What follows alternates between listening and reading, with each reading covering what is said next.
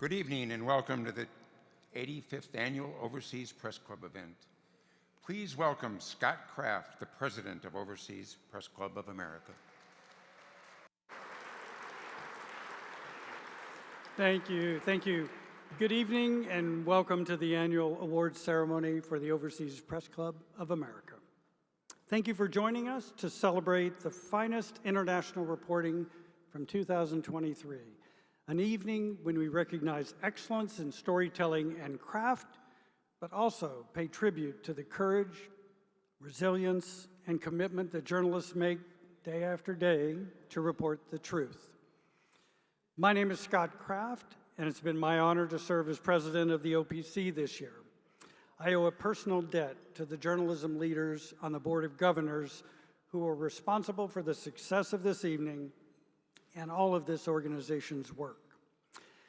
This is the 85th time the OPC has gathered to bestow awards for international journalism.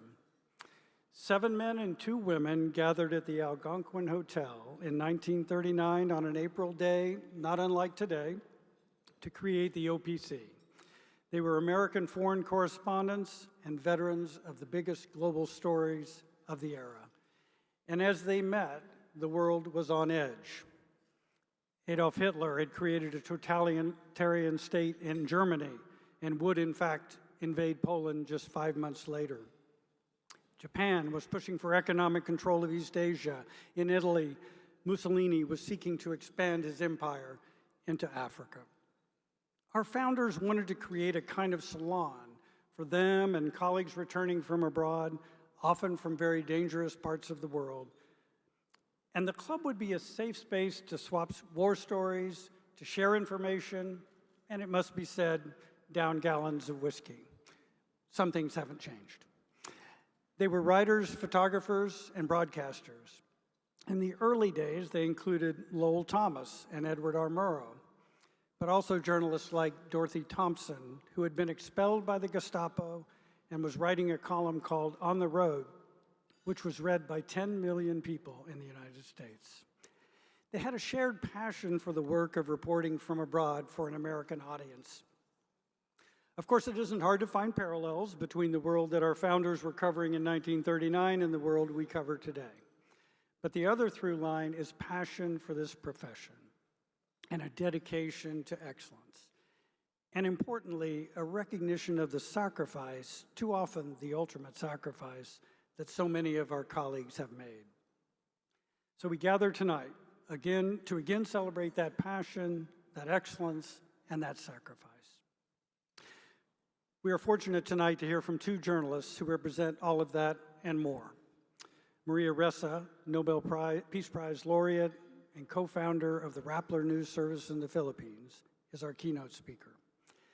And David Remnick, former Moscow correspondent for the Washington Post and editor-in-chief of the New Yorker, is the recipient of the OPC President's Award.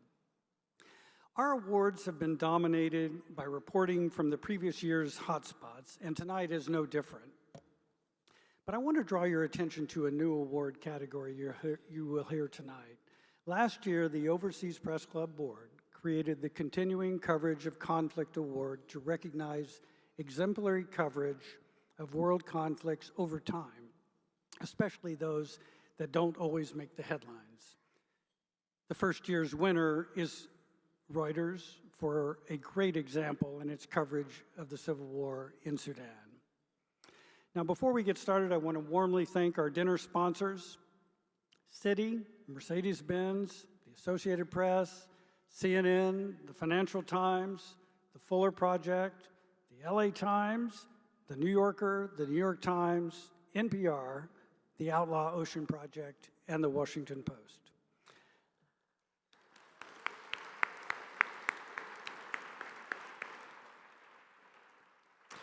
A very special thanks also to Bloomberg for the wonderful pre-dinner reception and to Reuters, the host of tonight's after-dinner reception.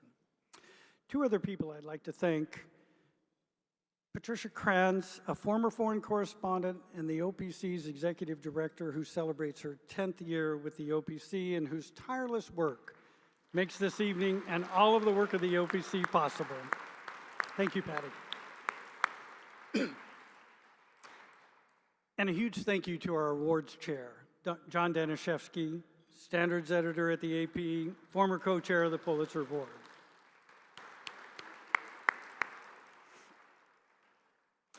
And of course, thanks to the nearly 100 jurors who selected the work we are honoring here tonight. All of us at the OPC are thrilled to congratulate tonight's winners. One of our most solemn traditions every year is to light a candle to honor journalists who have been killed, imprisoned, or harassed while doing their job. We were reminded of that tradition earlier this week when we learned of the passing of Terry Anderson, the AP Beirut bureau chief, who was held hostage for more than 6 years. And soon after his release in 1992, came to the OPC stage to receive the President's Award. And last year on this stage, we spoke about Evan Gershkovich of the Wall Street Journal. A few weeks ago, we had a sad milestone there too. Evan marked a full year of captivity in Russia. Our candle lighting has special meaning for this past year, which was, as we all know, one of the deadliest on record for journalists. It's my honor to introduce this year's candle lighter. Ayman Mohyeldin from MSNBC has covered the Middle East for more than 2 decades, going back to the war in Iraq, the 2008-2009 Israeli attack on Gaza, and the Arab Spring. I'd like to invite Ayman now to say a few words and do us the honor of lighting the candle this year.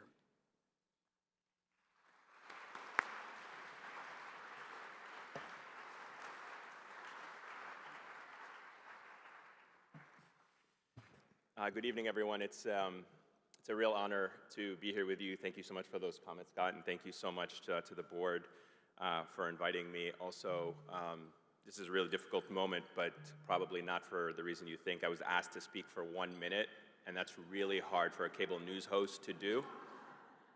But I promise that I will be on time in 1 minute remarks. Joking aside, this is a very difficult time for all of us and so many of us, and I am honored to be here with so many talented journalists doing incredible work all around the world, as we see. I'm also saddened to be here this year, because this year has been particularly difficult for me and for many of the journalists in this room around the world. For more than 200 days, the world has watched the unprecedented killing of Palestinian journalists. And it has been an extremely difficult time watching them do their heroic work. We've seen the killing of Israeli journalists, Lebanese journalists. We've seen governments, both in Israel and Egypt, deny access to journalists from around the world to go do what they do best, to report and show the world and cover what is happening. Against this brutal war, we have seen how Palestinian journalists have done the near impossible. They have continued to report without interruption, so the world can see firsthand what is taking place in Gaza. And so tonight, I light this candle to all the journalists around the world, from Gaza to Ukraine, Mexico to the Philippines, who have been killed, maimed, but never silenced in what they are doing for the world. May their words and images serve as their legacy and a universal reminder to all of us that journalism is not a crime. Thank you.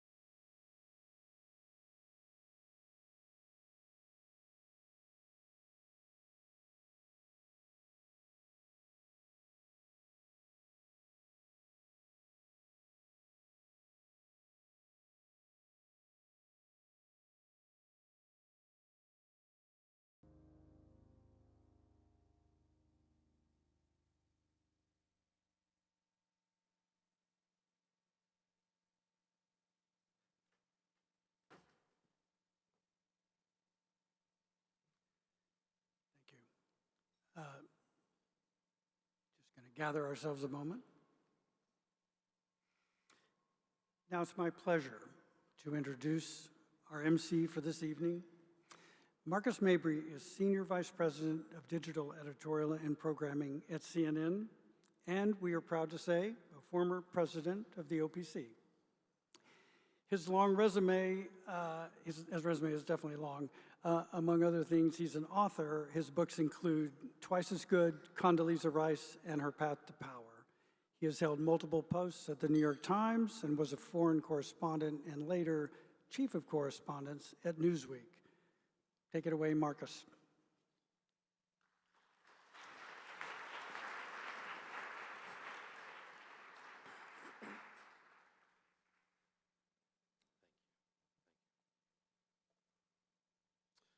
Thank you, Scott. We are all so delighted that you were able to join us here tonight. What an incredibly moving way to begin this evening. It is a hard time. As we often say in our profession, the world is on fire, and you are many of the people and our colleagues who are right now out in the field who help to bring that reality to Americans. And we are very, very grateful for all you do. I am delighted to host the presentation of OPC Awards to the outstanding journalists we will honor this evening, including some of my colleagues at CNN. We will intersperse award presentations with other parts of the program to keep things moving along. Each winner or group of winners has recorded a video describing their work. Following the video, they will come to the stage to receive their award certificate, have their photo taken, and bask in your applause. I will also announce the names of the organizations winning runner-up citations for each award. I'm presenting the awards in the order listed in Dateline magazine. You each have a copy of Dateline at your table, so feel free to follow along.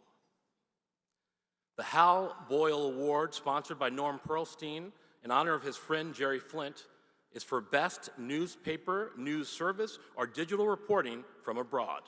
The runner-up citation goes to Jerry Shih, Joseph Min, Pranshu Verma, Anant Gupta, Karishma Maharatra, and the staff of the Washington Post for Rising India Toxic Tech. The winners are the staff of the New York Times, their coverage of Israel and Gaza. The Times team told wrenching human stories both from Israel's kibbutzim and Gaza's population centers. It also broke news, revealing that the Israeli government ignored clear intelligence warnings that Hamas was planning an attack. And it revealed that the IDF had no clear plan for defending the country against such an attack, and that the security services failed to detect that Hamas's burgeoning business empire was being used to fund its operations.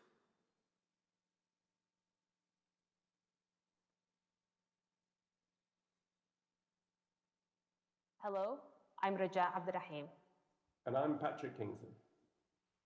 We are correspondents for the New York Times based in Jerusalem. And we're part of a team of more than 30 reporters and editors based in Gaza, Israel, the West Bank, and elsewhere who have contributed to our submission to the OPC Awards. Amid the ongoing killing, destruction, and human suffering, winning an award is no cause for celebration. Nevertheless, we are honored that our efforts to document the tragedy of what's happened since October have been recognized by the Hal Boyle Award, a prestigious prize for reporting from abroad. We pay tribute to our colleagues on the ground in Gaza, and we mourn at least 90 journalists killed in Gaza during this war, as well as 2 in Israel and 3 in Lebanon. Winners, please come up and receive your award.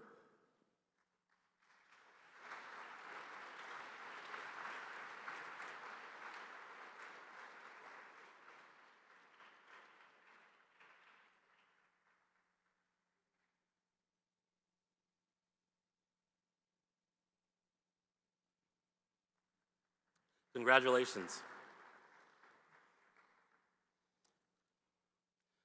The William Worthy Award, sponsored by Simon and June Lee Center for Global Journalism, is for Best Newspaper, News Service, or Digital Interpretation of International Affairs.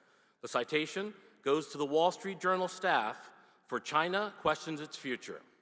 Winning the Worthy Award is the staff of the New York Times, the same organization but different journalists, for coverage of Russia and Ukraine.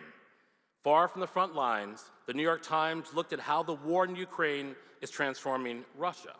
At great personal risk, correspondents ventured deep inside the country to break major stories on the suppression of dissent, the prisoners released to fight on the front lines in Ukraine, Russia's evasion of sanctions, and the profits reaped from the departure of Western companies. Hello, I'm Valerie Hopkins. And I'm Anton Troyanovsky. We are honored to accept the William Worthy Award on behalf of a brilliant group at the New York Times. It spans our correspondents around the world, covering national security and technology, Africa, and the Middle East. It includes members of our investigative team and our graphics department. We are also proud to accept this award on behalf of our Moscow Bureau. For all of 2023, most of the Bureau was working from outside Russia. We were constantly honing our approach to the tremendous challenge of reporting from abroad. But some of us were also working inside the country. Our courageous photographer, Nana Heitman, our intrepid Paris Bureau Chief, Roger Cohen, and Valerie. Reporting in Russia for an American newspaper has become much more complicated since February 2022. Finding a way to scratch beneath the surface without putting interlocutors or ourselves at risk requires careful planning, but we believe that it is vital to tell the story of what's happening on the ground. That's exactly what our friend and colleague Evan Gershkovich was doing when, in March 2023, he was arrested on assignment in Yekaterinburg. In October, Russian-American journalist Alsu Kramasheva was also arrested on bogus charges. We insist on their immediate release. Thank you.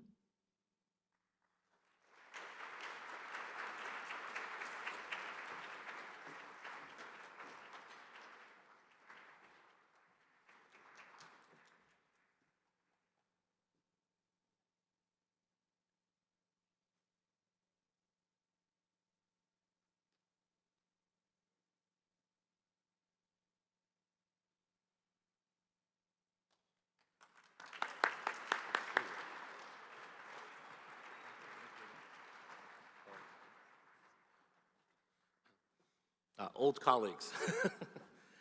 Congratulations. Now on to photography. The Robert Capa Gold Medal for exceptional courage and enterprise is sponsored by Getty Images.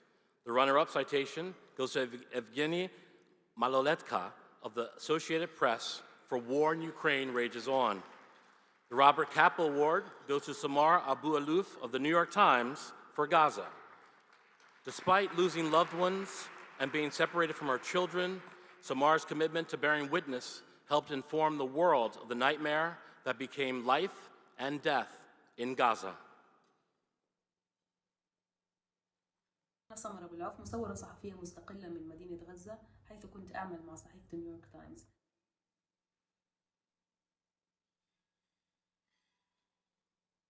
يشرفني حصولي على هذه الجائزة المهمة لعملي في غزة، ومن الصعب الاحتفال بسبب المأساة المستمرة في وطني واللي بتمنى أني أرجع له قريباً.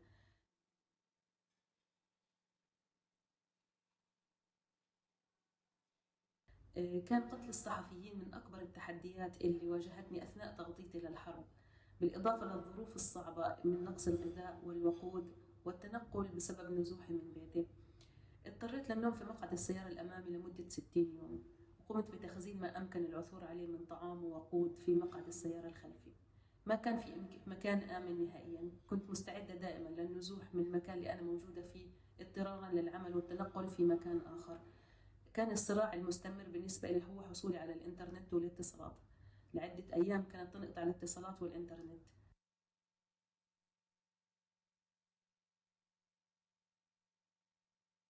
بحب أقدم شكري وامتناني العميق لصحيفة نيويورك تايمز ومحرري الصور في صحيفة نيويورك تايمز اللي دعموني وكانوا دائما جنبي بكل قوة وكانوا يمدوني بالقوة والدعم باستمرار.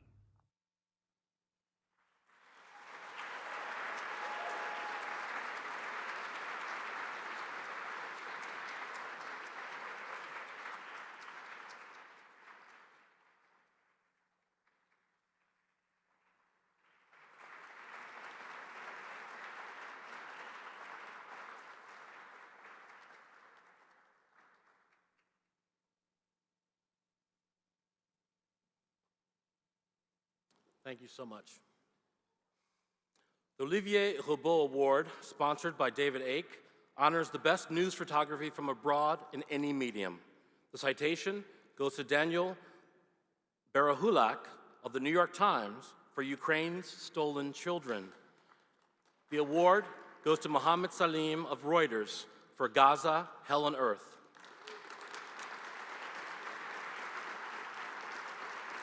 Mohammed's portfolio included scenes of the widespread destruction in Gaza, but what really moved the judges was his empathetic, almost poetic documentation of unimaginable loss, grief, and terror.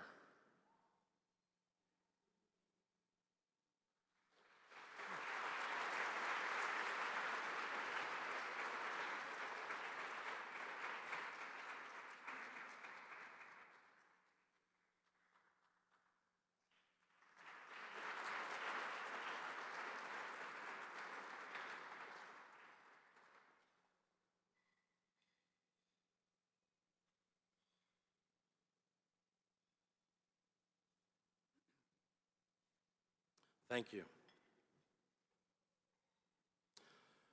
The Danish Siddiqui Award for Best Feature Photography on an International Theme is sponsored by Reuters. Hannah Reyes Morales of the New York Times gets the citation for Africa Youth. The award goes to Nana Heitman of the New York Times for Putin's Forever War.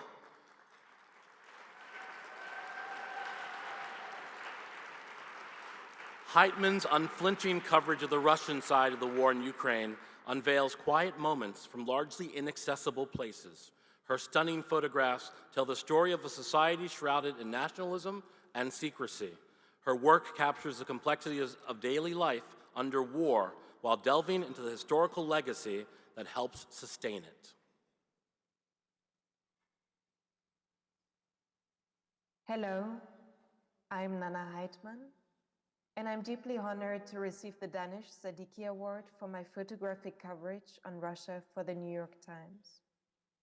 The country my mother once left behind for good and that I called home for the past 6 years has transformed beyond recognition.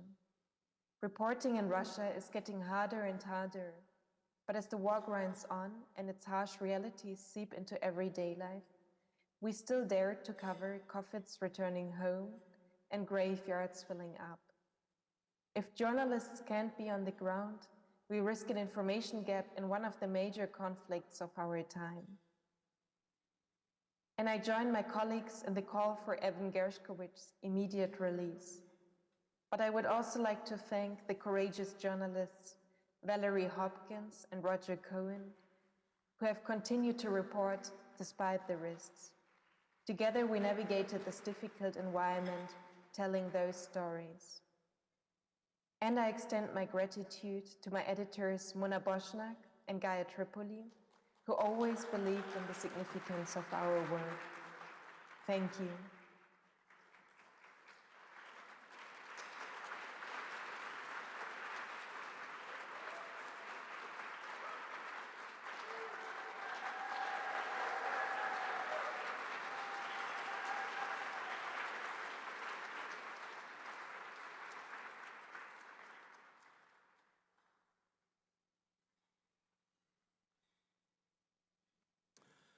The Lowell Thomas Award is for Best Radio, Audio, or Podcast, and is sponsored by Deborah Amos. The citation goes to Ramtin Arablouei, Rund Abdel Fattah, Julie Kane, Tara Neal, and the staff of NPR's Throughline for The Ghost in Your Phone. The award goes to Edar Peralta, Dan Gurma, Jenny Schmidt, Tara Neal, and Ayes Roscoe of NPR for The Sunday Story, a rare look inside locked-down Nicaragua. Peralta takes us on a risk-filled trip to Nicaragua, where foreign journalists have been essentially banned. He gives the listener insight into his exiled family and his personal relationship with his homeland. The piece weaves together the sounds of the country, its people, its music, and his own engaging storytelling. Peralta brings present-day Nicaragua to life while providing historical context for how it came to be what it is today. By most measures, Nicaragua has become one of the least democratic countries in the Western Hemisphere. That not only means elections are a sham, but that the biggest newsrooms in the country have been shuttered and the vast majority of journalists have been exiled. This story was born out of a stubborn desire to do something basic in journalism, and that's to bear witness. And as my colleagues and I planned on just how we would get in and out of this country, which has jailed journalists and human rights activists and even Catholic bishops, we were told by many that this was going to be impossible. But despite those long odds, NPR always said, bearing witness is important, go for it. We'd like to thank the OPC for recognizing that effort and for not ignoring a country that can be easy to ignore. But really, we want to dedicate this award to the journalists who work in places like Nicaragua without a byline. It's not that they wouldn't want the recognition, that they wouldn't want to sit among you and receive an award like this. It's that they'd be jailed or killed if they stood publicly by their work. And yet, they continue to report because they believe that the work of bearing witness is more important than any recognition. So, to those unnamed, unrecognized journalists, we owe our gratitude. Thank you.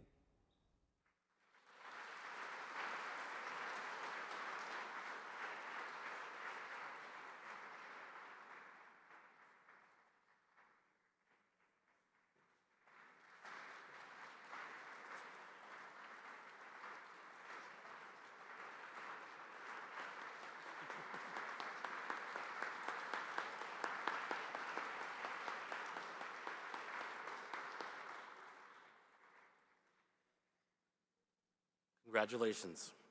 Now we will take a break to enjoy the meal. I will be back in about 20 minutes. Bon appétit.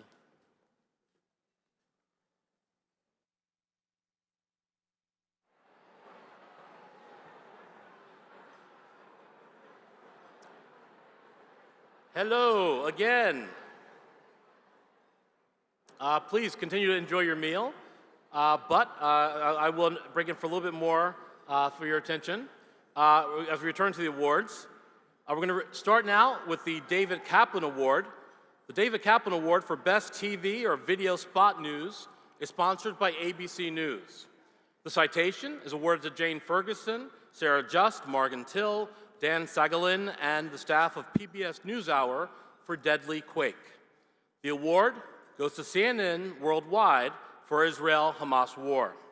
The team at CNN gives us comprehensive and even-handed coverage of the war in Israel and Gaza, providing deep insights from the opening moments of what has turned out to be a lengthy and expanding global crisis.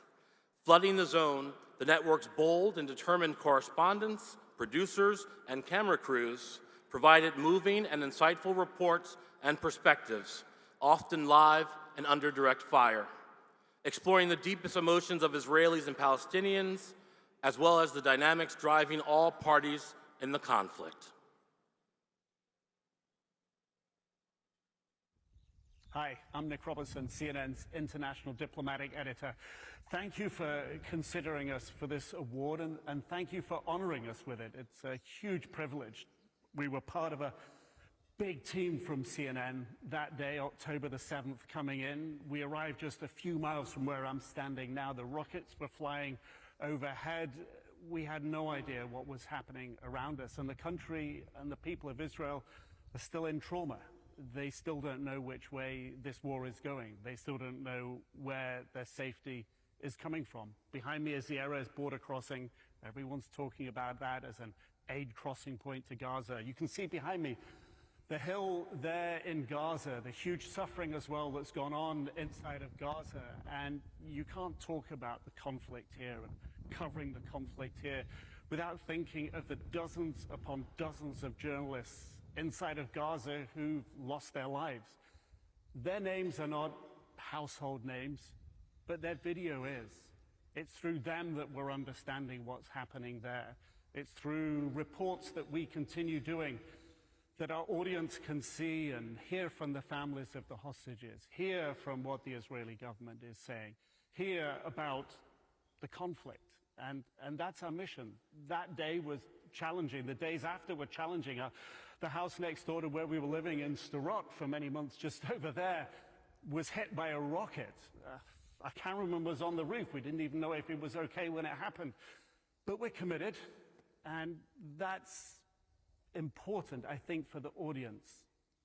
And it's kind that you've awarded us, but I think it's important, too, that the audience understands that the value of the work that we do. You can hear the gunfire going on behind me. So this is not over, and we're committed to continuing, and think about all those who are inside Gaza, all those unknown names, those journalists behind the cameras that are sending us the images today, that are telling us the story inside of what's happening.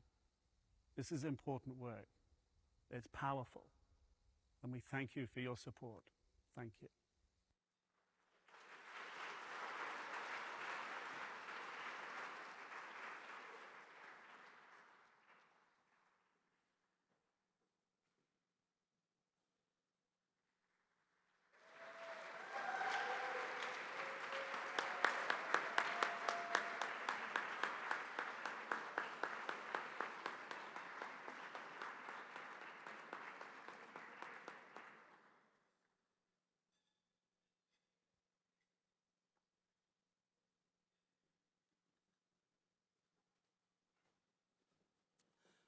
Congratulations.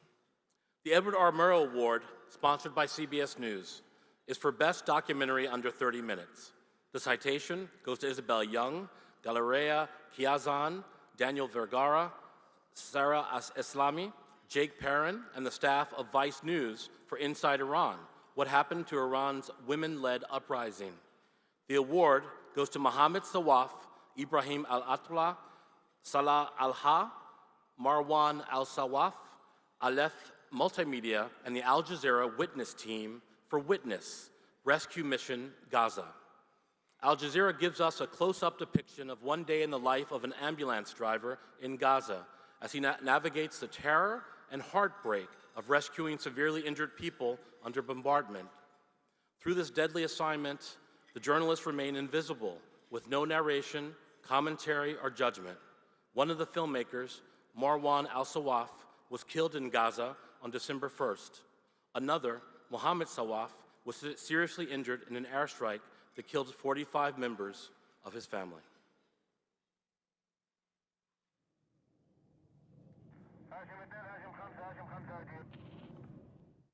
مرحبا بكم، أنا محمد الصواف. من خبر سعيد أن نسمع بتكريم هذا العمل وسط كومة الأحزان التي تتراكم فوق رؤوسنا.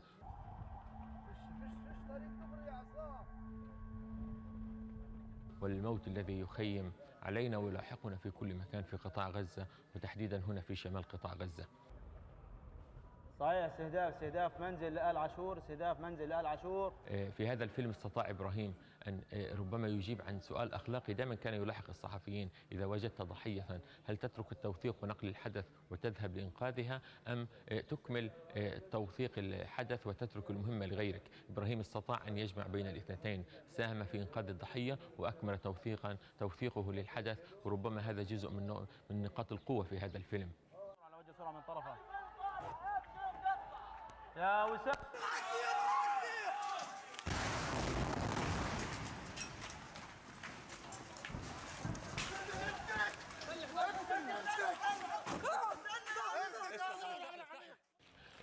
نحن هنا نوثق القصص ونصنع أفلاما عنها.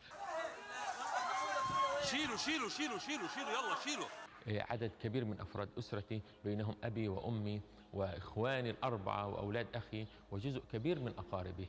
أنا الواقف أمامكم أصبت مرتين في هذه الحرب، إحداها أو المرة الأخيرة أقعدتني 8 أسابيع عن الحركة. نحن لا نعتبر أي عمل ممكن أن نعمله ذات جدوى ويستحق التكريم إن لم يتمكن من المساهمة في وقف الظلم الواقع على الإنسان هنا في قطاع غزة وفي أي مكان في العالم. شكرا لكم، ومرة أخرى سعيد بهذا التكريم.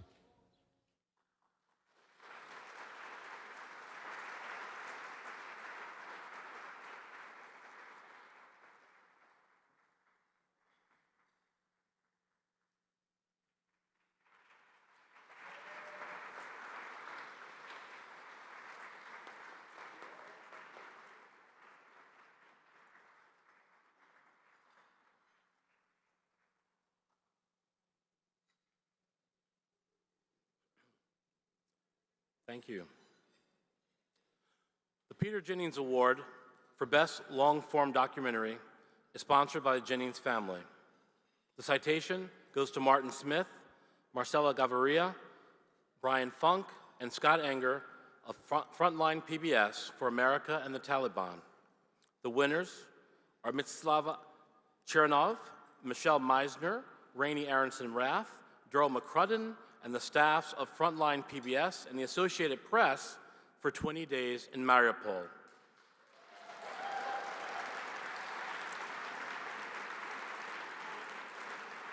A team of fearless AP journalists in Ukraine, led by Mstislav Chernov, risked their lives to show the toll of war during the Russian onslaught, filming and interviewing civilians in hospitals, makeshift bomb shelters, the rubble of buildings, and burial grounds. While the events in this film took place early in the war, the story it tells is just as urgent and relevant today, with Ukraine's plight growing ever more precarious and Russia ever more emboldened. Thank you for this important recognition. Thanks to my colleagues from Frontline and Associated Press for helping me on this difficult journey, for helping me to make this film and to make sure that it reaches the largest audience possible. It's a difficult time, a time when Ukraine keeps getting bombed, a time when the story of Mariupol is not a story of Mariupol anymore. It's a story of every city that got destroyed and occupied by Russian bombs. And sometimes I feel like I'm not doing enough.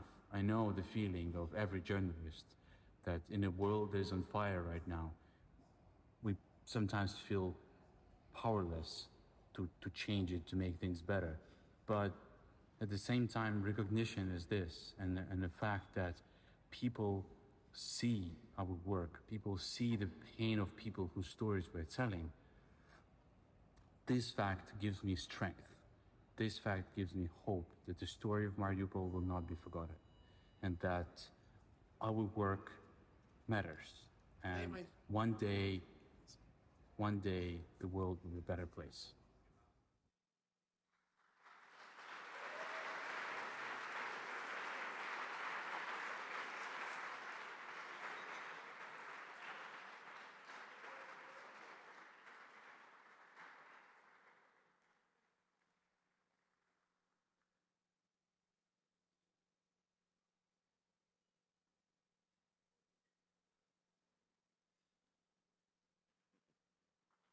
Congratulations. The Ed Cunningham Magazine Award is sponsored by Michael S. Cyril. The citation goes to Edward White and Kang Buswang of the Financial Times for A North Korean Love Story. The winner is Heidi Blake of The New Yorker for The Fugitive Princesses.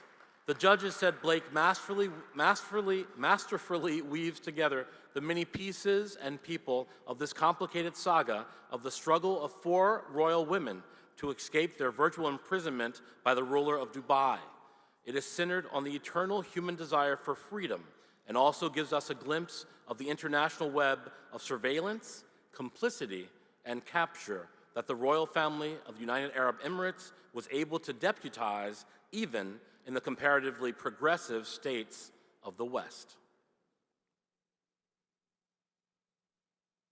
Hi, I'm Heidi Blake from The New Yorker, and I am really sad not to be there with you tonight, but I'm so honored to be counted among such incredibly inspiring company. Thank you so much.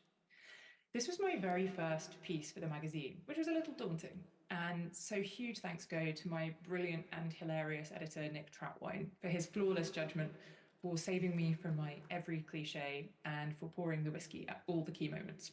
To Theresa Matthew and Elaine Werner, whose meticulous fact-checking brilliance strengthened this piece in so many ways, and to our dauntless General Counsel, Fabio Bertoni. I'm so grateful to David Remnick for making me so welcome at the magazine and making The New Yorker such an incredibly exciting and inspiring place to do deep investigative reporting. And finally, I must pay tribute to Sheikha Latifa, the extraordinarily courageous daughter of Dubai's ruling emir, who documented the ordeal that she and her female relatives had sought to flee with haunting eloquence in her writings and recordings. I feel deeply honored to have been able to tell her story. Thank you so much and have a wonderful night.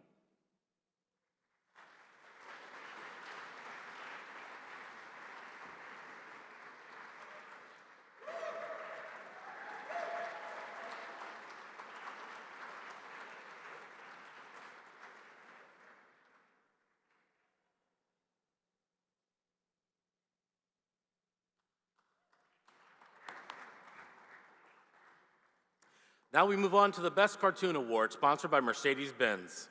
The citation goes to Rob Rogers of Andrews McMeel Syndication. The winner is Matt Davies of Newsday. The judges said Matt's portfolio showcased smart and insightful commentaries drawn in a uniquely playful, satirical style. His cartoons use simple, striking images captioned with few words. They employ the wit and charm of his children's book illustrations, teamed with the acumen of his prize-winning journalism. Hi, I'm Matt Davis, staff editorial cartoonist and editorial board member at Newsday. It's an incredible honor to be recognized here tonight for the cartooning prize. You know, if it wasn't for the journalists, photographers, camera people, toiling in war zones or under brutish authoritarian regimes working at extreme risk to bring the truth of what they're witnessing, then I wouldn't be able to sit here in relative safety to channel the ironies, heartbreak, the horror, cut through the ruthlessly calibrated fog machine of war, to bring some humor and some sense of grounding and hopefully sanity. Newsday, my newspaper, focuses mostly on regional and local issues, but as Senator Pat Moynihan so famously said, all politics are local. Events overseas, Ukraine, Gaza, they're of great importance to our readers on a local level. So thanks to Newsday for having the respect for its audience to have on board this cartoonist who doesn't always tell its readers what they want to hear. I also don't wish to take for granted the freedoms guaranteed to a US cartoonist for now. As in many other countries, my cartooning brothers and sisters find themselves abused, jailed, or exiled for doing the same thing I'm being recognized for so kindly here tonight. My hat is off to the journalists who courageously toil in the most dangerous environments. You give me the raw materials from which I can sculpt my cartoons. Wishing you peace and good luck out there. Thank you so much.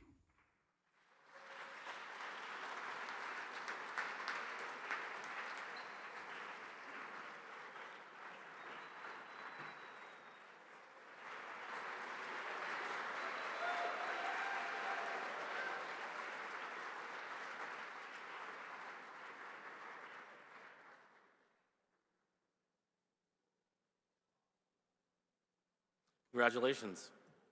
Now Scott will introduce our keynote speaker. Thanks, Marcus.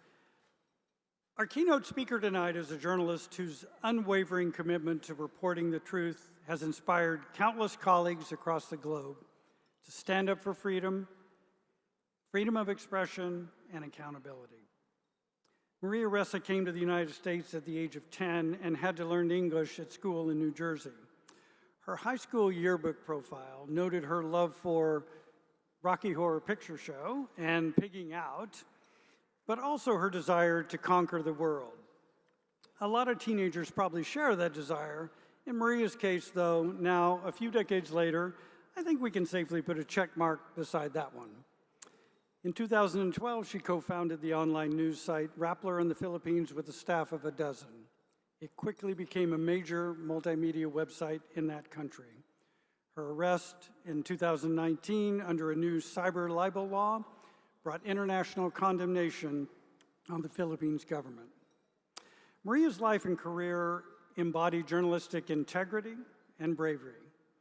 As a journalist, author, and CEO of Rappler, she has held the line against disinformation, state-sponsored harassment, and attempts to silence the free press in the Philippines and beyond. Her groundbreaking work at great personal risk and while facing relentless attacks has been widely recognized, including with the Nobel Peace Prize. She has used that moral authority to champion the critical role of a free press in safeguarding our societies from tyranny and oppression. And she has truly made a difference, for which we owe her our gratitude.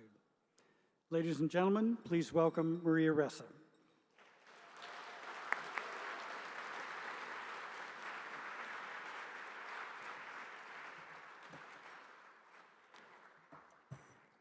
This is the problem when you're short.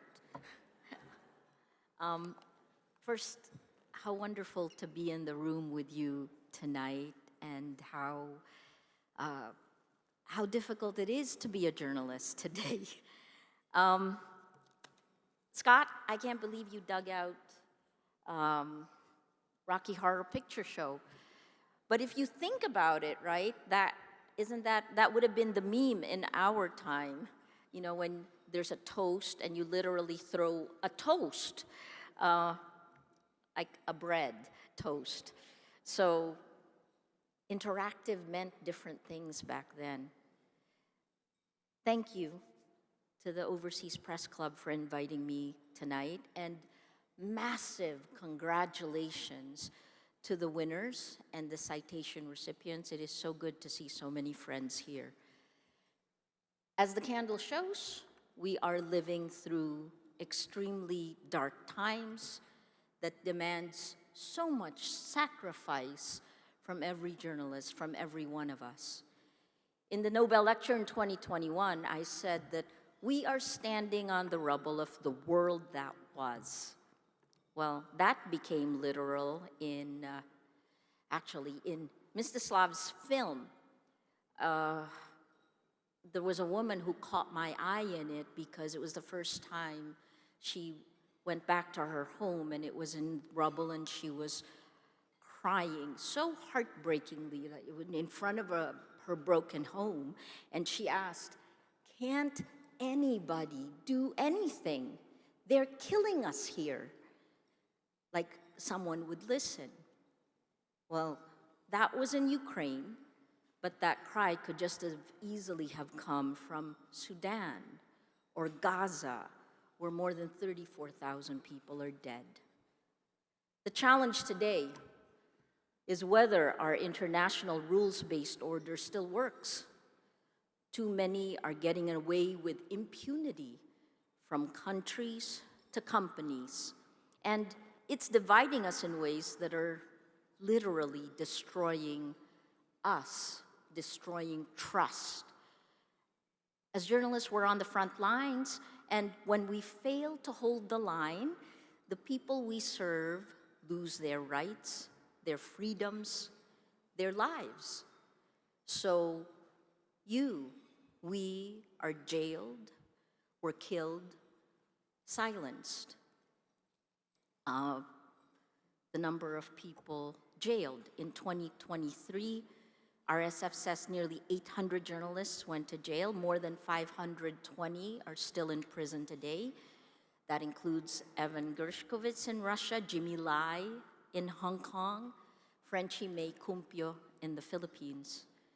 The journalists killed, it's 44% higher than 2022 because of Gaza.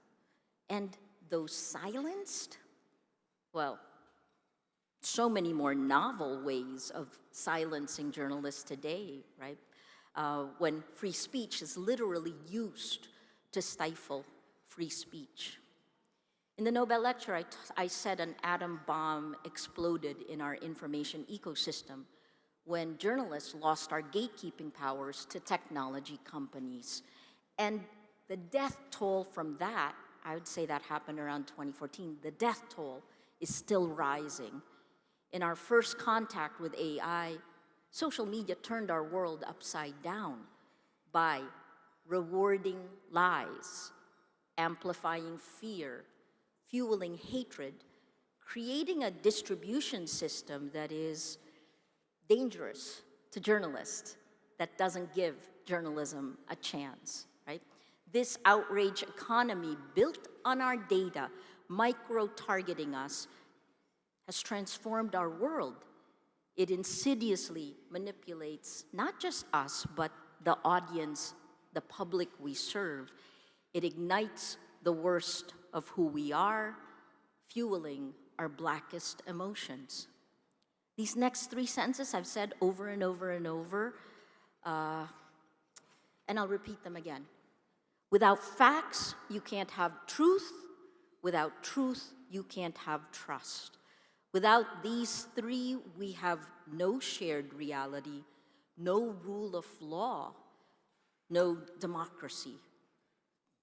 Journalists, human rights defenders, anyone under attack, we're defenseless against this information warfare, because that is what it is, and at this time, the greed for profit and authoritarians using this technology to consolidate power, well, they align, makes it harder for us to do our work.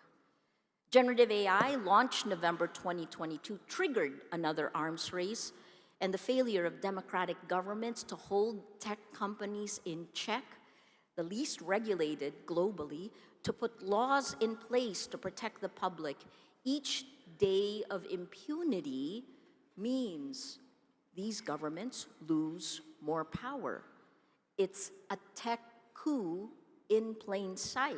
And like social media, LLMs, or large language models, they're not anchored in facts. They spew lies. This time they use a chatbot, and it's called hallucinations. They sound like facts, but they're not. And it is about to get worse, right? You've heard the phrase, the enshittification of the internet. It's not a coincidence that 71% of the world today lives under autocratic rule. Globally, we are electing illiberal leaders democratically. Because if we don't have integrity of facts, we cannot have integrity of elections.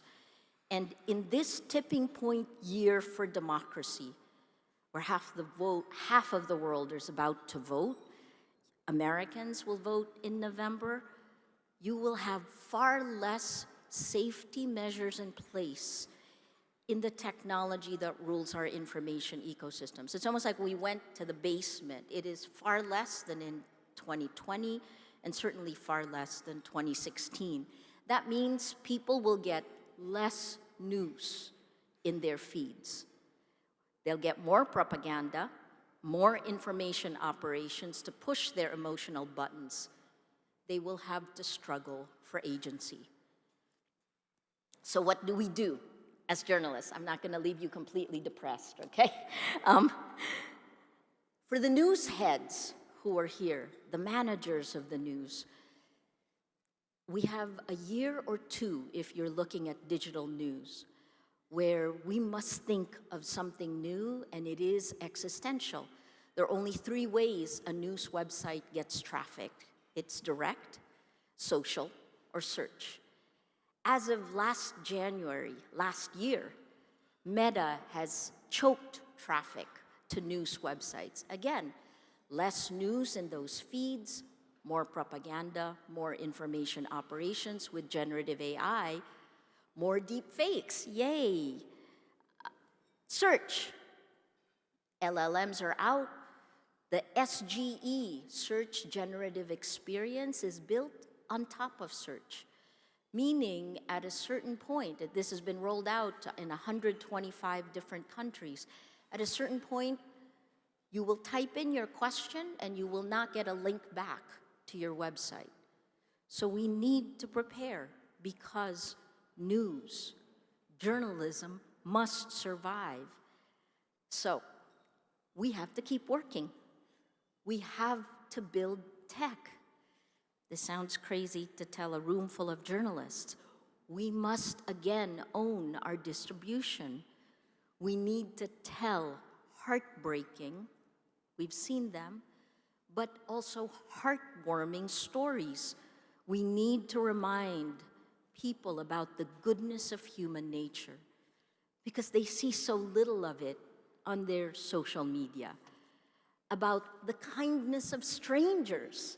I wouldn't be standing in front of you today if it wasn't for that.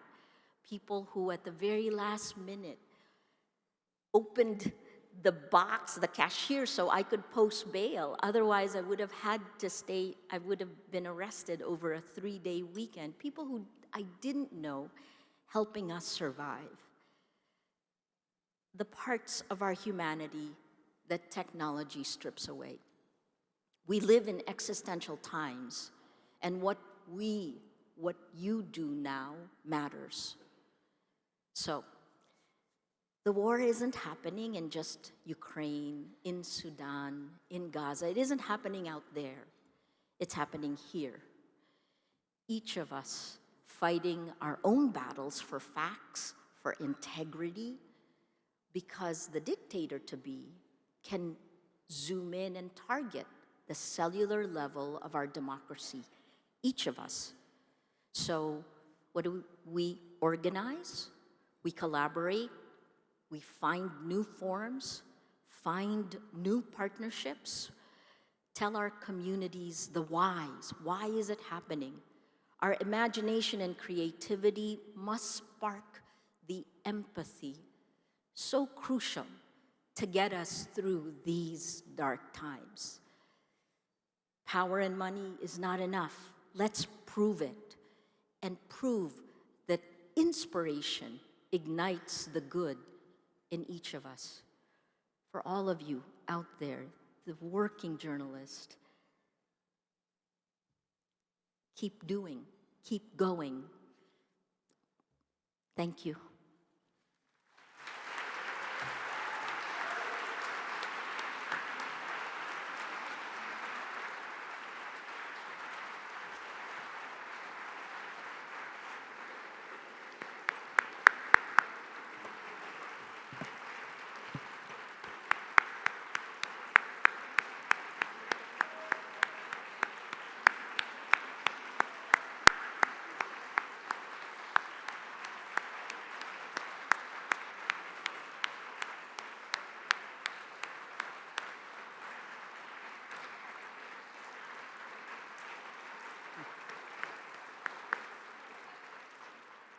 Thank you, Maria.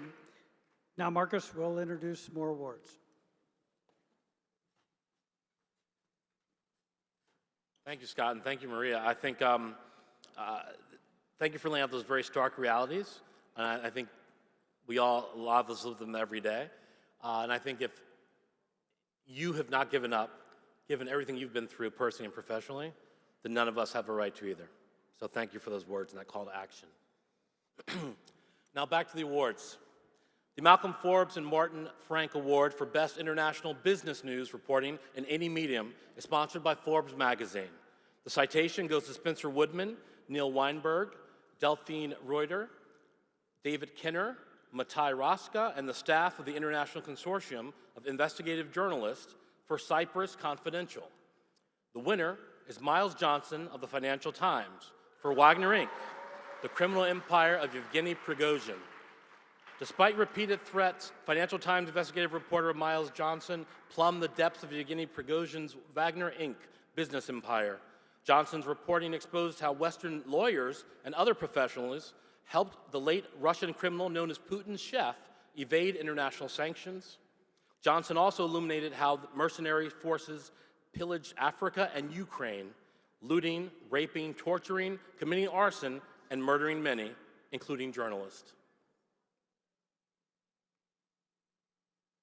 Hi, I'm Miles Johnson, and I'm an investigative reporter with the Financial Times based in London. I'm hugely honored to have received the OPC's Malcolm Forbes and Morton Frank Award this year. Thank you so much to the Overseas Press Club of America and the judges. I'd also like to thank my colleagues at the Financial Times who made these stories possible.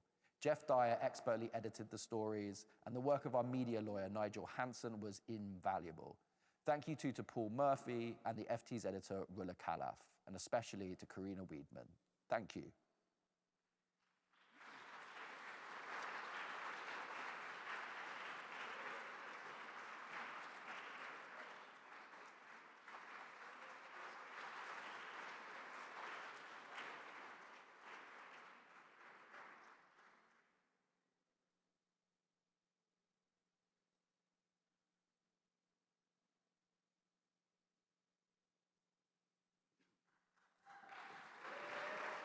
Congratulations.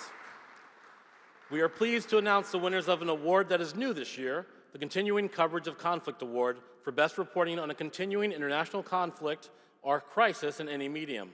sponsored by the Simon & June Lee Center for Global Journalism. The citation goes to Siegfried Madola of the Globe and Mail for On the New Front Line in Myanmar. The winners are Maggie Michel, El Tayyib Siddiq, Ryan McNeil, Zora bin Simra, Khalid Abdelaziz, Naftisa El Tahir, Aidan Louis, and the staff of Reuters for Slaughter in Sudan. While much of the world's attention focused on the wars in Gaza and Ukraine, this Reuters series bore witness to a systematic massacre in Sudan that has gone largely unreported. Trenchant, moving, and deeply probing, the series lays bare how one side in Sudan's civil war unleashed a campaign of ethnic slaughter against the Masalit people of West Darfur. My name is Maggie Michel, a member of Reuters Enterprise team that won the OPC Award for last year's investigations about the war crimes committed in Darfur against the Masalit people by the Rapid Support Forces. I would like to give thanks to our Enterprise editor, Peter Hirschberg, for his huge support, and to members of Reuters, reporters and editors who put a lot of effort in this project. I would like to take this opportunity to remind of Sudan's forgotten war, especially as famine is knocking at the door. This war has left 9 million people in displacement. Without media attention, there will be no international pressure to stop the fighting. Thank you.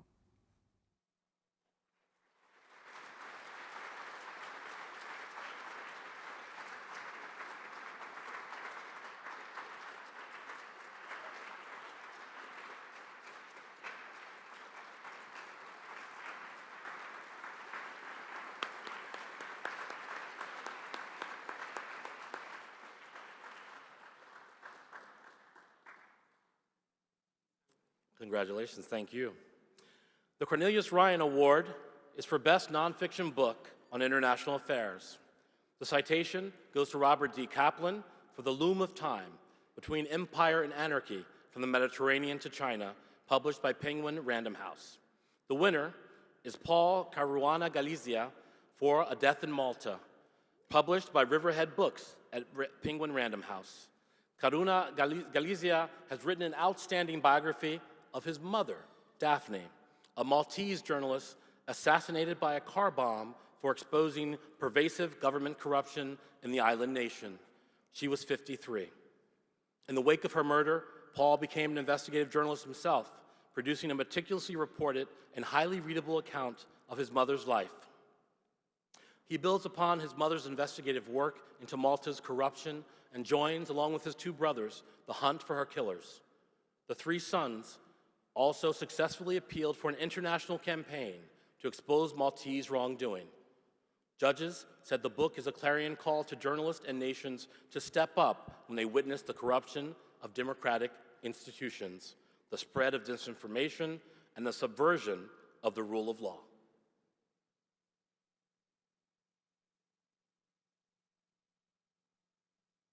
I'm Paul Caruana Galizia, and I'm the author of A Death in Malta, which was published in the US by Riverhead. The book's subtitle is An Assassination and the Family's Quest for Justice. The family is mine, and the victim is my mother, Daphne, a journalist who, towards the end of her life, reported on the political corruption that brought Malta, the EU's smallest member state, to its knees. But I wrote this book because I felt her murder was becoming bigger than her life, and I really wanted to introduce people to her before she was lost again. So I thank her, and I thank my family for all their help and patience over the writing of this book.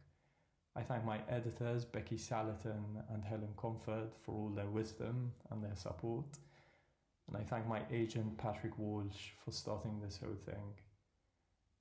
And I also thank, of course, the Overseas Press Club, particularly the judges of the Cornelius Ryan Award, for recognizing A Death in Malta.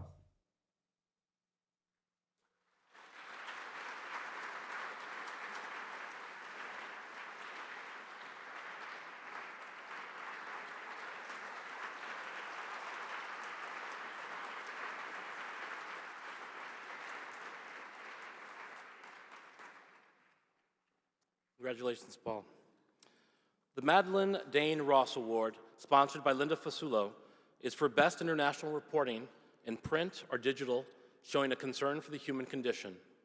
The winner is Krithika Varagar of Harper's Magazine for Love in the Time of Sickle Cell Disease, What's the Cost of Rolling the Genetic Dice? A powerful testament to love and family, this story forces readers to wrestle with a question that most people never have to consider. What if nearly a third of the population were romantically off limits because of their blood?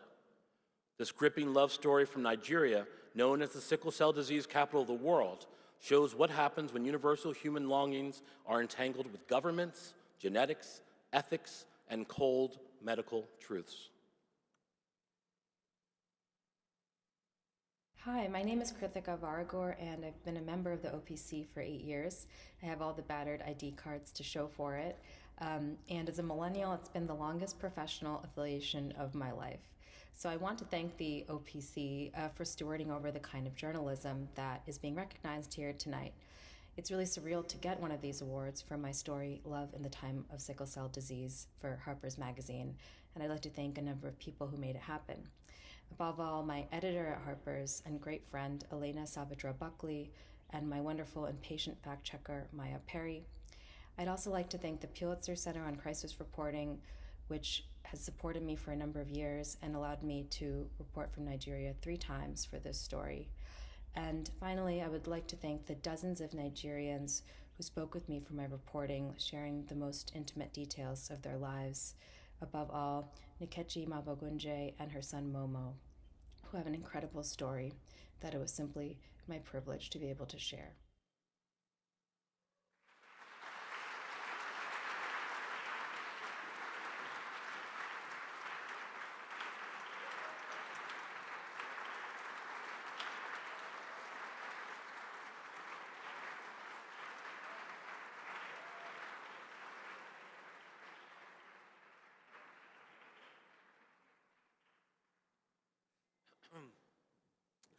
The David A. Andelman and Pamela Tittle Award, sponsored by David and Pamela, is for Best International Reporting in the Broadcast Media, showing a concern for the human condition. The citation goes to Adam Desiderio, Ben C. Solomon, Julia Kochetova, Drew Pattison, Craig Thompson, and the staff of Vice News and Tubi for City Under Fire Inside the War in Ukraine. The winners are Layla Hussein and the staff of Bloomberg News for Run for Your Life, the murder that shook the running world.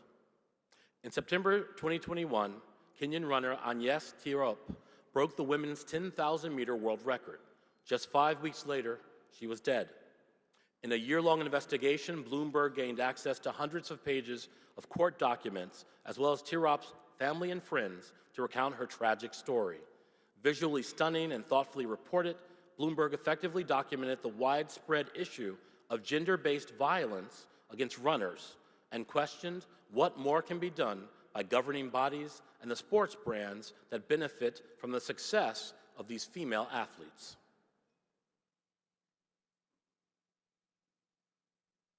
Waking up one morning in 2021 to the news that Agnes Tirop had been killed not only struck me, but an entire nation. Agnes was a world record holder and one of Kenya's most exciting long-distance runners. I felt compelled to find out why her husband, who was also her coach, had murdered her. I want to thank Robert Friedman and David Malinga for editing and believing in this story, and Joan Chalima with Tirop's Angels for her support and patience in accessing the community in Eden. Thank you. Thank you so much to the OPC for this award. It means so much to the entire team who worked on it, including editor Chris McElveen, executive producer Neville Gillett, and We Are Not the Machine in Kenya. Because of gender-based violence, Agnes Tirop couldn't be in this documentary. So we followed the women carrying her legacy forward at Tirop's Angels, and I'd like to dedicate this award to them, their courage and their resilience.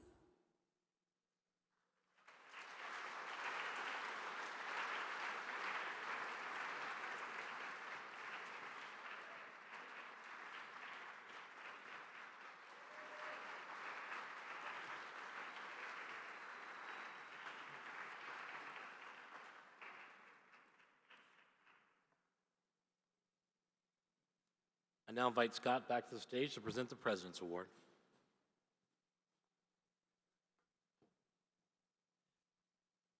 Thanks, Marcus. Each year, it is our privilege to recognize one of our colleagues for exceptional contributions to international journalism.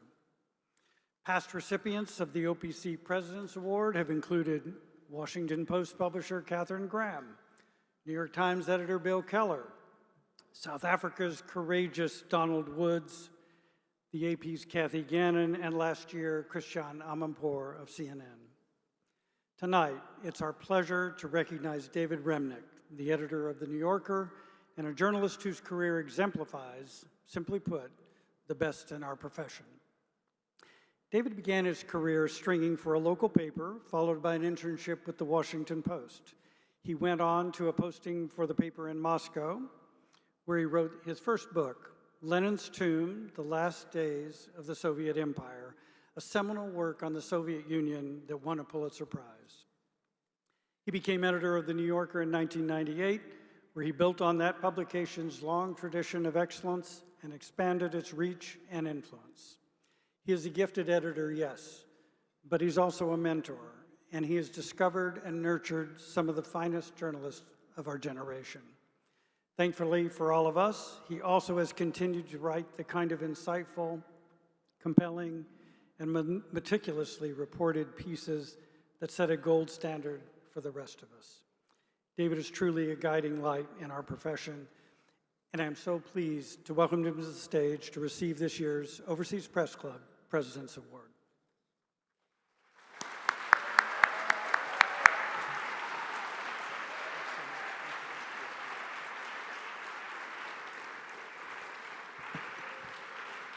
Thank you.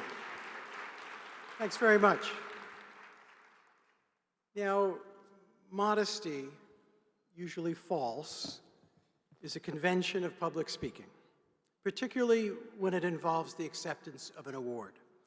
Whether one has won the Best Supporting Actress Award or the Passaic County Periodontist of the Year Award, it's imperative to pay tribute to the other nominees, thank the Academy, and appear modest before all the other periodontists.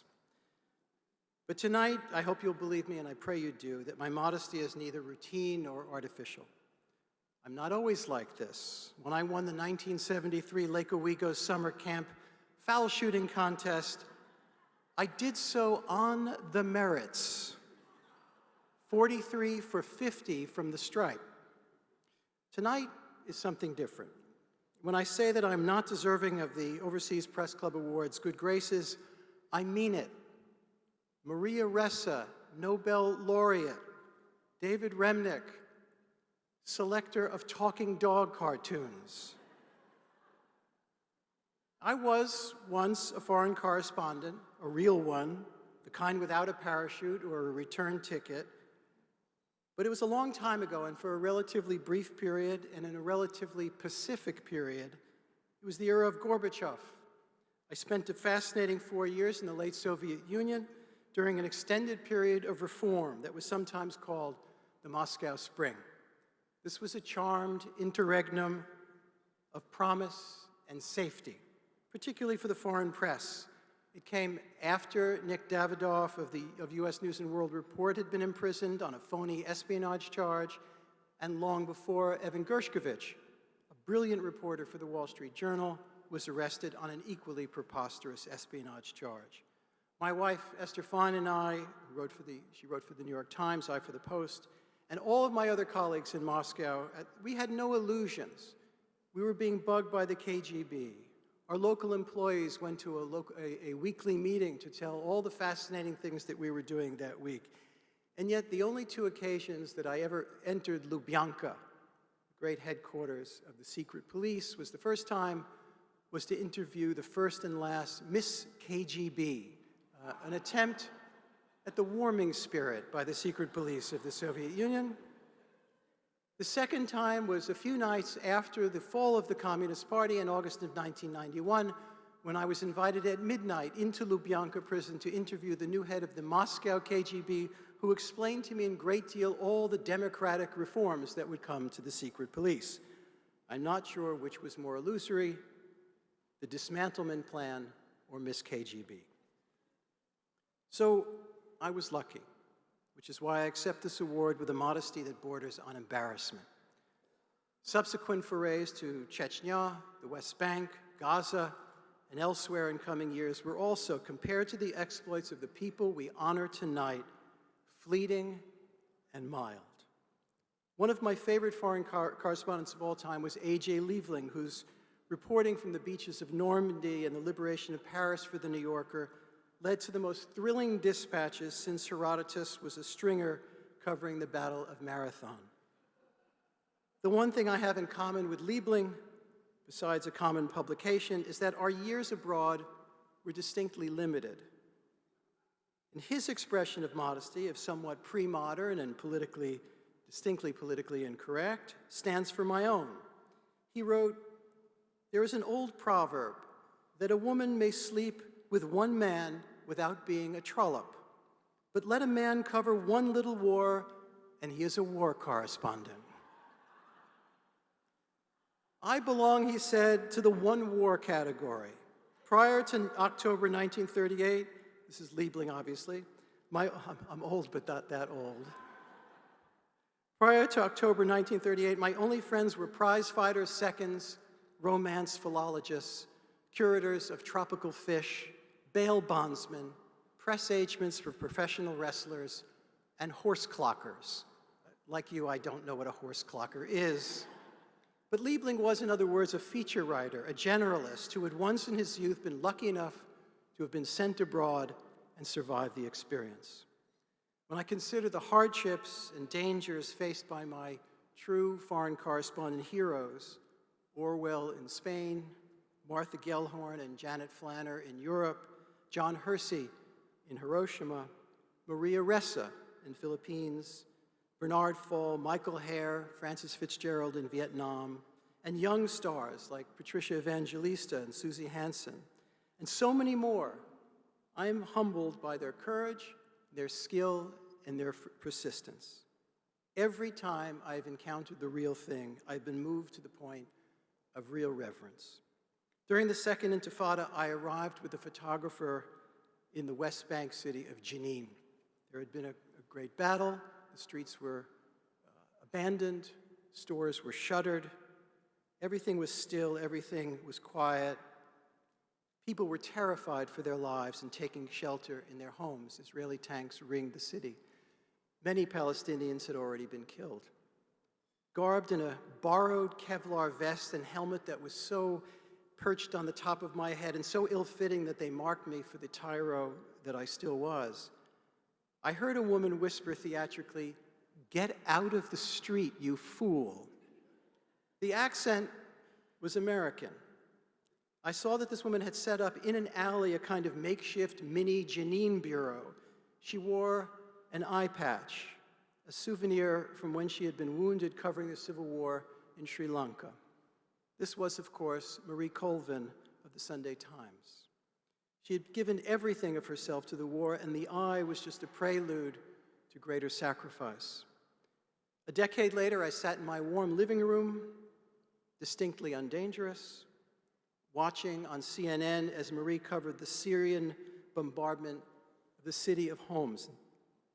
In her long career, she told Anderson Cooper, in the moment, this was the worst shelling she had ever experienced. A couple of hours later, she was dead, targeted, it seemed, by the Syrian army.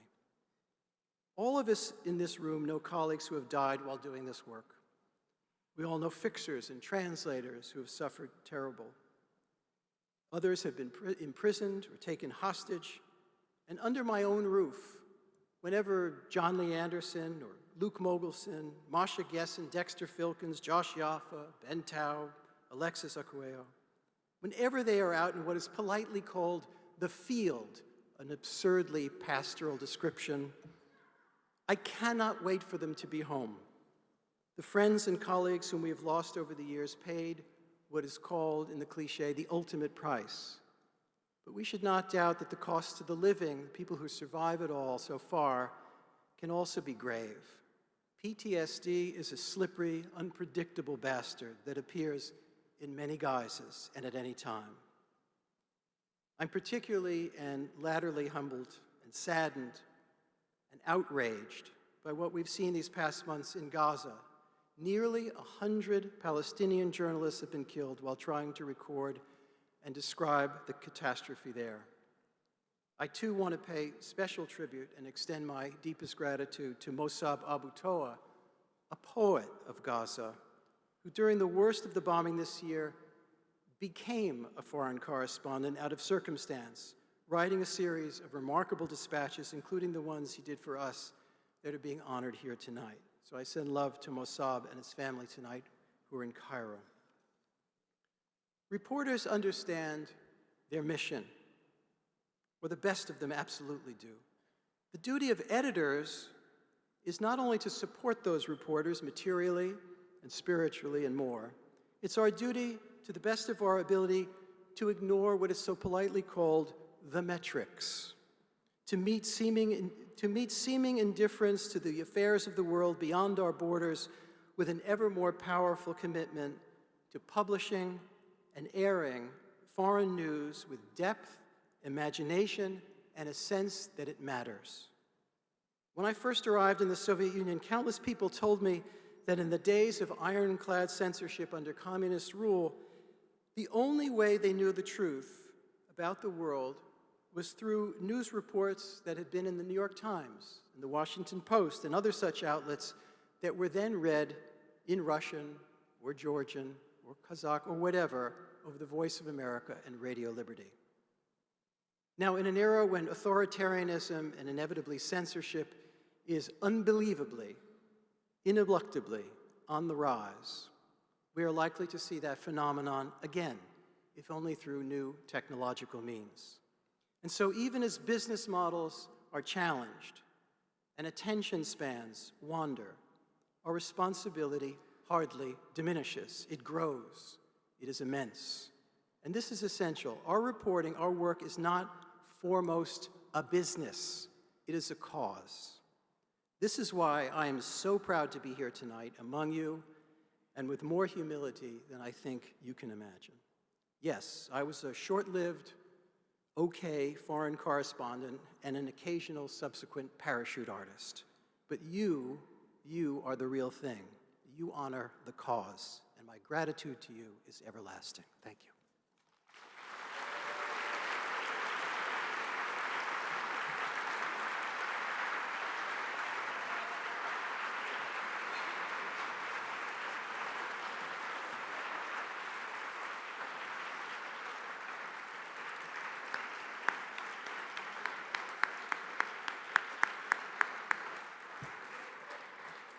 Thank you, David. Marcus, please join us to present the last group of awards. Thank you, Scott. Thank you, David. The Joe and Lori Dine Award for the Best International Reporting in any medium dealing with human rights is sponsored by Philip Dine. The citation goes to Mayed Nessi, Sasha Joel Achili, James Alnut, and Dan Edge of Frontline PBS for Inside the Iranian Uprising. The winners are Isabel Young, Maya Rostovska, Daniel Vergara, Katerina Malifieva, Sean Stevens, and the staff of Vice News for stealing Ukraine's children. The Vice team produced a chilling, indelible film about one of the most wrenching human rights abuses of Russia's invasion of Ukraine, the transfer of thousands of Ukrainian children to Russian-controlled territory. Granted rare access to a camp for Ukrainian children inside Russia, Vice takes viewers inside an Orwellian tableau of military uniforms and patriotic songs, interviewing children who have become unwitting spoils of the conflict. In a remarkable exchange with the Russian official behind the program, Isabel Young lays bare the disinformation and cynicism behind the invasion. The judges said, "This is video journalism at its bravest," and stands out amid all the powerful reporting about the war. Hi guys, it's Isabel Young here, formerly from Vice News. We are so incredibly honored to be receiving this Overseas Press Club Award, particularly I think at a time when the world feels pretty unstable, the media landscape definitely feels very unstable, And so I think receiving an award like this for an investigative conflict story goes so far and means so much to everyone who poured their heart and soul into making this. And I think it's just the boost that we all needed right now, so thank you. Wanted to mention some of those people by name. Maya Rostovska, whose dedication has been unwavering throughout this entire process. Sean Stevens and Craig Thompson, whose support from the exec side of things has been amazing, and we would not have got the story over the line without you guys and your incredibly smart insights. Some of our Russian colleagues we can't name because of security reasons, but some of them we can, including Nastya Archen, Veronika Silchenko, Katya Malufeva, Sergei Mokalyants. All of your work has been so crucial in getting the story seen and heard, and I'm so grateful to have got the opportunity to work with each and every one of you. Thank you. Congratulations. The Vice team couldn't be here tonight. The Whitman Basel Environmental Award is sponsored by Robert Serio. The citation goes to the staff of the Washington Post for The Human Limit. The award also goes to the staff of Reuters for Batlands.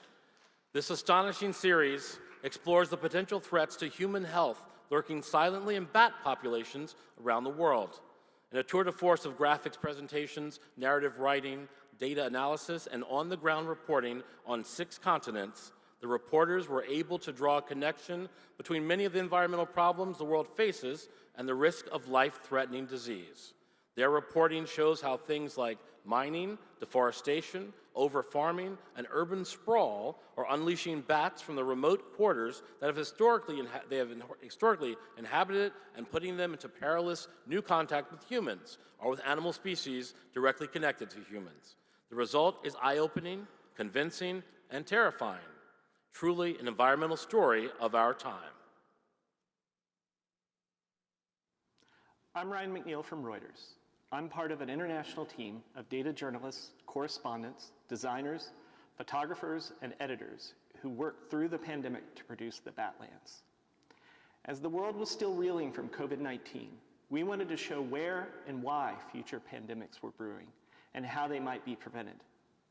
First, we surveyed the science. Most human viruses originate in the wild, an event known as spillover. And the deadliest viruses to emerge in the last half century are linked to bats. So we mapped 95 past outbreaks, compiled billions of data points from satellites, and developed a machine learning model to help us identify environmental conditions that increase the risk of spillover. We found a growing number of places worldwide are at high risk. 1.8 billion people reside in these areas. Then we put boots on the ground in 6 continents, working around COVID travel restrictions and illnesses to understand the human dynamics. Public health experts said our analysis helped pinpoint where to focus prevention. Our team thanks Reuters for the resources, the scientists who lent their expertise, the extraordinary people who shared their stories, and the Overseas Press Club for this honor.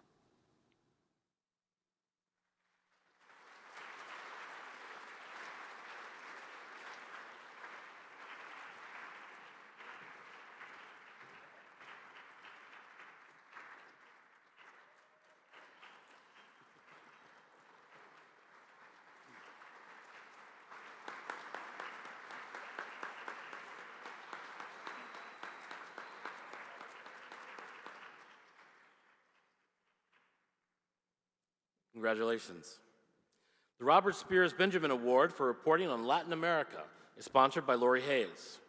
The citation goes to Julie Turkovitz and Federico Rios of the New York Times for profiting off migrants. The winners are Drazen Jurgic, Diego Ore, Jackie Botts, Sarah Kinosian, and Stephen Eisenhammer of Reuters for Mexico Narcotics. In a breathtakingly comprehensive series, the Reuters team illustrates the evolution of Mexico-based drug trafficking into a vast fentanyl empire that kills thousands of Americans and rots Mexico's already fragile institutions, from the presidency to the army to the remittance financial system. The reporters make meticulous and exhaustive use of freedom of information laws and data-based graphics. They venture into the compounds of the Sinaloa cartel at great personal risk, and into often impenetrable boardrooms of financial institutions that turn a blind eye to the flow of cartel profits through their accounts.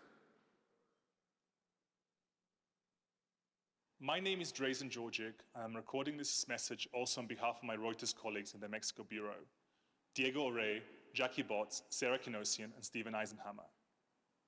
In recent years, the devastation wrought by the drug trafficking trade has escalated to its bloodiest level in history on both sides of the US-Mexico border, as murders and overdose deaths have skyrocketed. For this series, our reporting focused on exposing the shifting ways trafficking groups are making and moving money, the key reason why they have accrued such enormous power. We combined dangerous fieldwork in places such as Sinaloa, where we met with traffickers and their accomplices, along with FOIA requests, data analysis, and patient source building. This work would have been impossible without our editors, Christian Plum, Marla Dickerson, Frank Jack Daniel, Claudia Parsons, Alex Friedman, and Mike Williams. I would also like to thank Thomas Bravo, Alessandro Meneghini, Quetzalin Nicteja, Brian Schneider, Alberto Fajardo, Corinne Perkins, Gillian Kumagai, and other photography colleagues, as well as the graphics and arts team, John Emerson, Travis Hartman, Catherine Tai, Julia Wolf. Finally, I would like to thank the OPC judges, as well as the many sources, stringers, and fixers in Mexico, whose names we haven't revealed, and who took real personal risks to bring these stories to light. Thank you all.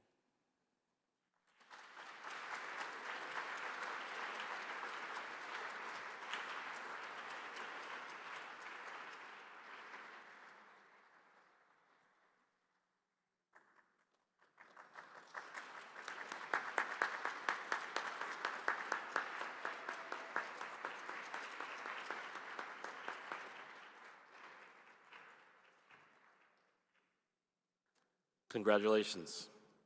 The Kim Wall Award for Creative Digital Storytelling is sponsored by ProPublica. The citation goes to Isabel Kian, Pablo Robles, Rumsey Taylor, and Wai Kai of the New York Times for 7 months inside an online scam labor camp. The winners are Renata Brito and Felipe Dana of the Associated Press for Adrift. The AP series follows a single boat full of migrants on a journey from Africa to Europe that went wrong and ended tragically in the Caribbean. The boat capsizes and many are drowned. This moving story tells the tale of the dead and the survivors. The visuals are stunning, the writing is beautiful and poignant. These migrants are as invisible in death as they were in life, but even ghosts have families. This was an investigation that didn't read like one. It is emotional and powerful and deeply compelling, and should go down as a classic of the form. I'm Renata Brito. And I'm Felipe Dana. We're journalists with the Associated Press. We're honored to have Adrift recognized here at the OPC. When we started looking into this case, we had no idea this would end up being a nearly 2-year-long investigation.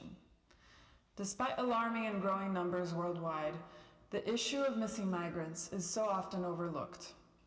In every corner of the globe, there are families desperate for answers, and there are also tens of thousands of unidentified bodies that could belong to their loved ones. When authorities fail to provide these families with answers, journalism can shed a light on what really happened, and in some cases, even bring closure to these families. We want to thank our editors at the Associated Press for believing in this project from the beginning, and our talented colleagues who contributed to making Adrift a truly visual investigation. But above all, we want to thank the families who trusted us with their story.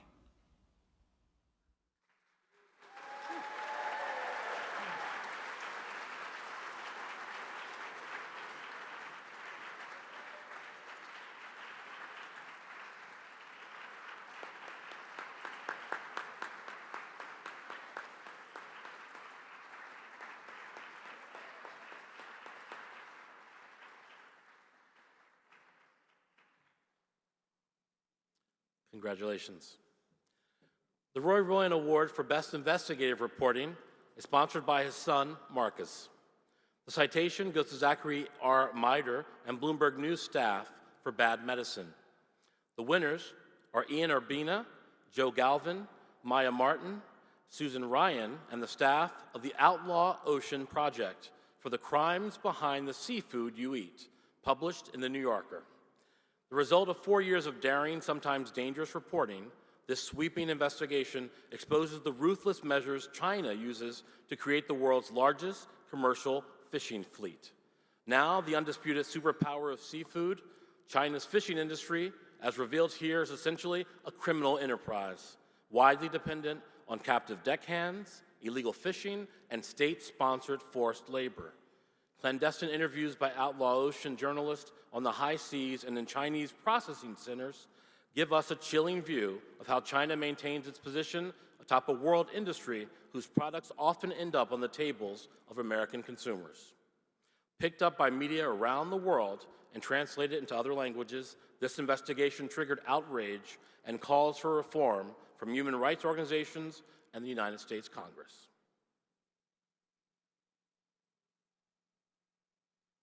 Thank you, first and foremost, to the Overseas Press Club. This is a huge honor. Secondly, I'd like to thank the tiny team that is the Outlaw Ocean Project. This is such a small team that virtually our entire staff is gathered around one table here at tonight's event. This reporting took 4 grueling years to produce. It involved months at sea, climbing aboard Chinese vessels, interviewing workers, sometimes in dangerous conditions, stalking ports in 5 countries, and sifting through impossible amounts of trade data and open source footage from inside Chinese factories. I'd also really like to thank the New Yorker for trusting us to bring this journalism under its tent and making it so much better, and also showing the collaborative spirit to let us publish with dozens of foreign venues so that we could ensure it had the most impact. Thanks again.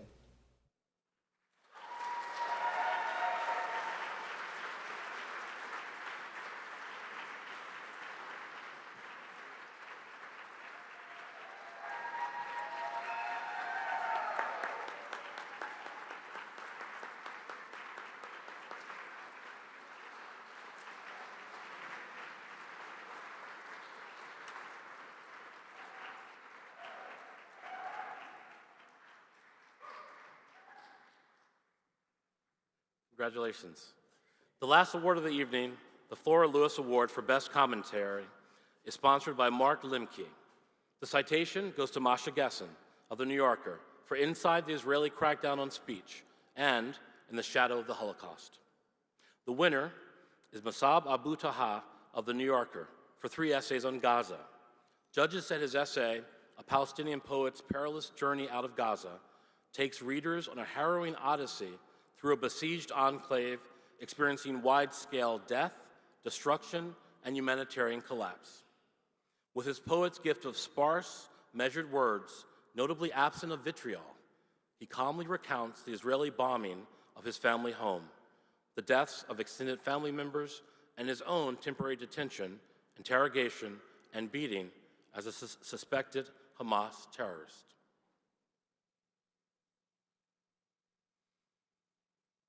Hello, my name is Mus'ab Abu Toha, and I write for The New Yorker. It is my great honor to win OPC's Flora Lewis Award for my first 3 pieces published in The New Yorker between October 2023 and January 2024. I wrote the first 2 pieces in the streets of Jabalia refugee camp under the Israeli bombing, where my parents and siblings and their children remain starved and bombed every day.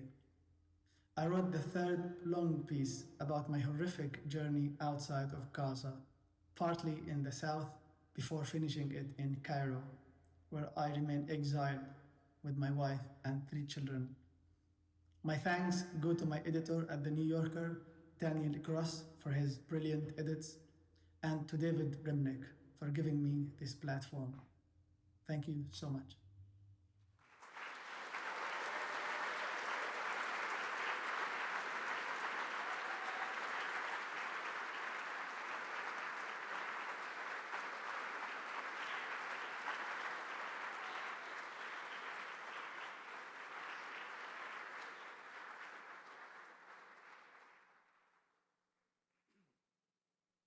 Laura Lewis, David Remnick, and Abu Toha.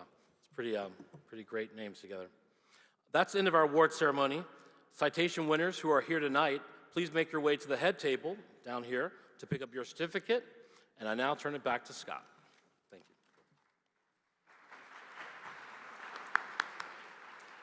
Thank you all for joining us this evening. Please enjoy the after party hosted by Reuters in the reception area, and good night.